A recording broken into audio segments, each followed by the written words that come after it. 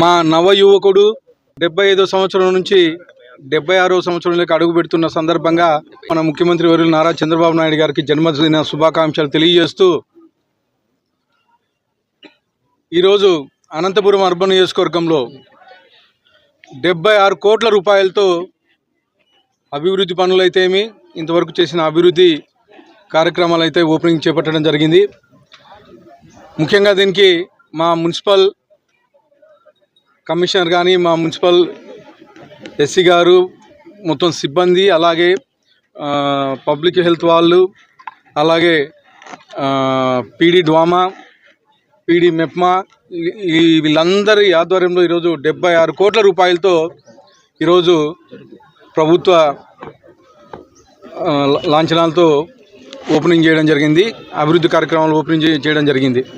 ముఖ్యంగా ముఖ్యమంత్రి నారా చంద్రబాబు నాయుడు గారు 45 ఏళ్ల సుదీర్ఘ రాజకీయ చరిత్రలో అనేకమైనటువంటి పదవులు 4 సార్లు ముఖ్యమంత్రిగా ఉన్నారు, పలు దఫాలుగా ప్రతిపక్ష నాయకుడిగా ఉన్నారు.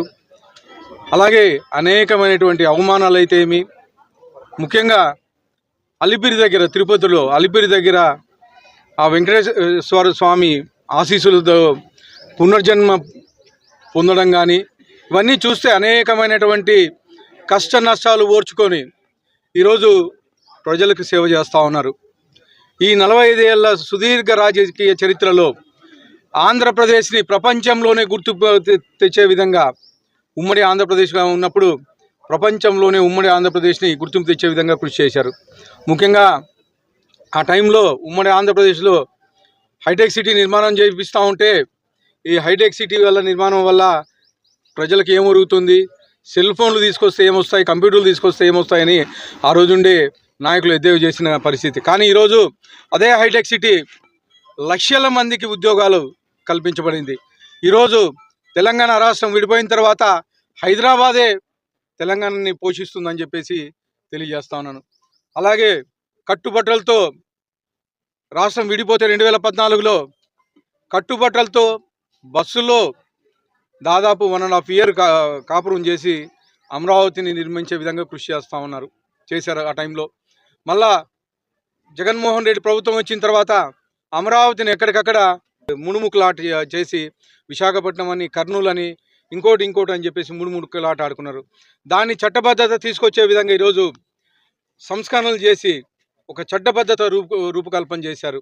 పార్లమెంట్లో బిల్లు తీసుకొచ్చి ఎవరు వచ్చినా కానీ అమరావతిని కదిలించిన విధంగా ఈరోజు చట్టబద్ధత రూపకల్పన చేసుకొచ్చిన ఘనత ముఖ్యమంత్రి నారా చంద్రబాబు నాయుడు గారిది. ఇవే కాకుండా ఈరోజు ప్రజలకు అనేకమైన సంక్షేమ కార్యక్రమాలు చేస్తూ ఉన్నారు. ఈ 20 నెలల కాలంలోనే ఫస్ట్ ముఖ్యమంత్రి అయిన తర్వాత తొలి 5 సంతకాల్లో పెన్షన్ కార్యక్రమం పెట్టారు.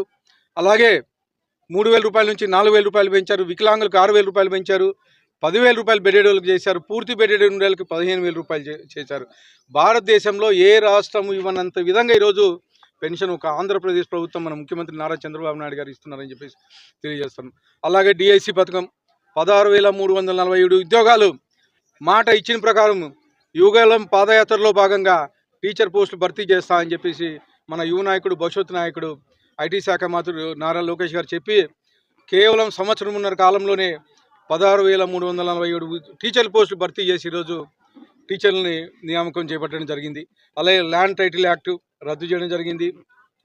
ముఖ్యంగా అన్నా క్యాంటీన్లు గత ప్రభుత్వంలో పేదలు కడుపు కొట్టి మూసేపించడం జరిగింది. అంటే కేవలం చంద్రబాబు నాయుడు గారికి పేరు వస్తుందని చెప్పేసి గత ప్రభుత్వం జగన్మోహన్ రెడ్డి మూసేపించడం జరిగింది. మళ్ళా తెలుగుదేశం ప్రభుత్వం వచ్చిన తర్వాత తొలి 5 సంతకాల్లో అన్నా క్యాంటీన్ గాను ఓపెన్ చేయించడం జరిగింది. ఈరోజు 266 అన్నా క్యాంటీన్లకి 3 పూట్ల కేవలం 5 రూపాయలతో మాత్రం భోజనం పెట్టడం జరుగుతుంది. పొద్దున టిఫిన్ అయితే ఏమి, మధ్యాహ్నం లంచ్ అయితే ఏమి, రాత్రి డిన్నర్ అయితే ఏమి, కేవలం 5 రూపాయలతోనే. అంటే దాదాపు గవర్నమెంట్ మీద ఒక మీల్స్ మీద 25 రూపాయల నుంచి 30 రూపాయల వరకు సబ్సిడీ ఇస్తూ గవర్నమెంట్ భారం పన్నా కానీ పేదలు బాగుండాలని చెప్పేసి ఈరోజు అన్న క్యాంటీన్లు ఓపెన్ చేపించేసి పేదలను ఆదుకోవడం జరుగుతుంది. ఈరోజు మన ముఖ్యమంత్రి నారా చంద్రబాబు నాయుడు జన్మ సందర్భంగా మా తల్లి భువనేశ్వరమ్మ గారు 76 లక్షల రూపాయలు ఈరోజు అన్నా క్యాంటీన్లకి ఫ్రీగా స్టేట్ మొత్తం అన్ని 266 అన్న క్యాంటీన్లకి ఫ్రీగా ఈరోజు 3 పూట్ల భోజనం పెట్టించడం జరుగుతూ ఉంది. ఇవే కాకుండా మన అనంతపురం జిల్లాకు తీసుకుంటే హార్టికల్చర్ దేశంలోనే నంబర్ 1గా హార్టికల్చర్ని అనంతపూర్ జిల్లాని నిలబెట్టారు. ముఖ్యంగా కేవలం అందరినివా నుంచి గతంలో 1800 క్యూసెక్లు మాత్రమే నీళ్ళు వచ్చేటివి. కానీ ఈరోజు గత సమ్మర్లో దాదాపు 3600 కోట్ల రూపాయలు ఖర్చు పెట్టి కేవలం 100 రోజుల్లోనే 3800 క్యూసెక్లు నీళ్ళు వచ్చేటట్లుగా చేసి ఈరోజు శ్రీశైలం నుంచి తమిళనాడు బార్డర్ కుప్పం లాస్ట్ చెరువు వరకు నీళ్ళు ఇచ్చే పరిస్థితి.